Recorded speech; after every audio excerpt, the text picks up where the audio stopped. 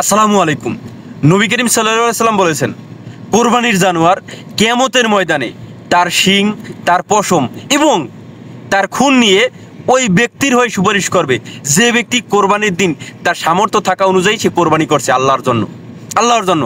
তাই যারা কোরবানি করবেন, এই কোরবানিটা শুধুমাত্র আল্লাহর জন্য করেন, লোক দেখানো করেন না।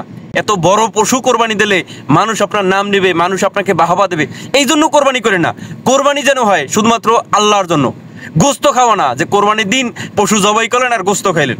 গোস্ত তো সারা বছর খান, কিন্তু কোরবানির দিন শুধুমাত্র আল্লাহর জন্য কোরবানি দিন, আল্লাহর সন্তুষ্টি লাভের জন্য কোরবানি দিন এবং কোরবানির ভাগ সঠিকভাবে বন্টন করেন। যে যেটা প্রাপ্য সেইভাবে বন্টন করেন, শুধুমাত্র গোস্ত খাইয়েন না। আর কোরবানি দিন আরও একটা জিনিস কোরবানি দেবেন, আপনার মনের ভিতরে দীর্ঘ 1 বছর ধরিয়া যে পশুটাকে লালন পালন করছেন অন্যায় করিয়া, সেই পশুটার খাবার যেভাবে জোগাইছেন সেই পশুটাকে হত্যা করেন, সেই পশুটাকেও কোরবানি করে দিন, যাতে আগামী 1 বছর আপনার মনটা ফ্রেশ থাকে।